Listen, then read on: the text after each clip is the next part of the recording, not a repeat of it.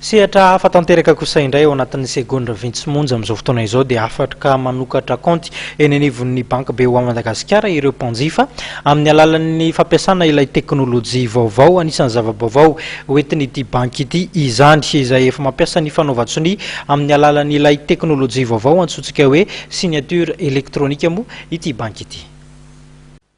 Mivoatra tokoa ny teknôlôjia ka afaka ampiasaina eo amin'ny fanokafana kaonty izany toy ny hita eto amin'ny BOA Madagasikara izay anisan'ireo mpanohana ny hetsika foire internationale de Madagascar. Amina ouverture na compte ao anatin'ny 3 secondes vita ny ouverture na compte satria misy ny évolution teknôlôjia, misy ny caméra dia misy signature fanaovana signature électronique dia tonga dia misokatra ny compte. Nosantazona omaly ny logo vaovao ny BOA Madagasikara izay mampisongadina fa ao anatin'ny BMC Bank ny BOA Madagasikara.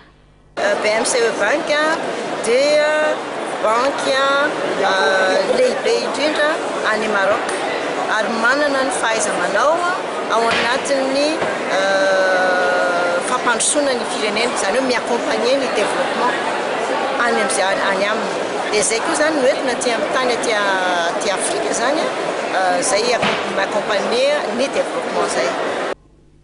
Ny lohahevitra izay novelabelazin'ny BOA Madagasikara androany dia ny hoe la promotion immobilière économique izany hoe ny fanamboarana trano ho an'ny daolobe. Manana ny fahaiza-manaony manokana mikasika izany ny BMCE.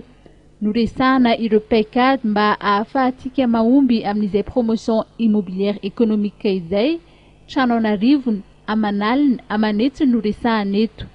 Tonga tamin'ny famelabelaran-kevitra io moa no silotena avy eo anivon'ny ministera-mpanjakana ny sahana ny fampitaovana ny tetikasan'ny fiadidinan'ny repoblika ary ny fanajarinany tany.